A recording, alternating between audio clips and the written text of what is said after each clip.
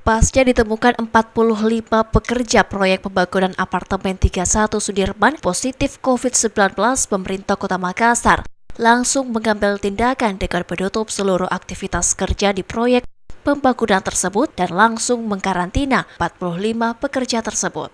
Tim COVID Hunter langsung turun ke lokasi untuk melakukan swab massal terhadap pekerja proyek pembangunan lainnya, di mana kembali ditemukan 33 pekerja terpapar COVID-19 sehingga pemerintah Kota Makassar, dalam hal ini tim COVID Hunter, terus melakukan tracking hingga ke keluarga dan warga yang pernah melakukan kontak dengan pekerja proyek pembangunan tersebut. Ya, tindak lanjut seperti tugasnya COVID Hunter. Sekarang dia mengejar tempat tinggalnya, kan tempat tinggalnya sudah, tempat kerjanya sudah, tempat tinggalnya sudah. Nah sekarang dia lagi kejar di mana sering dia kumpul. Itu lagi dikejar, lagi diinvestigasi.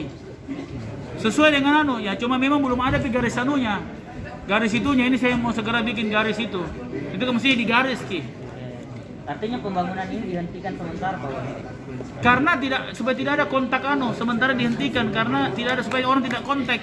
Wali Kota Makassar menambahkan tim COVID Hunter terus mengejar kontak para pekerja agar penyebaran virus tidak meluas ke masyarakat, termasuk ketakutan pemerintah Kota Makassar terhadap adanya virus varian baru.